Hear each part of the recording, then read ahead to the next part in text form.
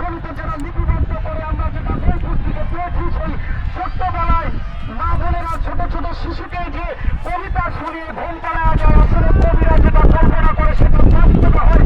সেই কবিতার আমি বলতে চাই আপনারা, আমি সেই লাইনটাতে একবার বলছি, আজকের এই প্রতিযোগিতা থেকে দুই পাখনে কিং খান এবং আন্ডারটেকারের মধ্যে সেই কবিতাগুলো একটা করতালি দিবেন, করতালি উৎসাহিত শুনতে যাচ্ছে।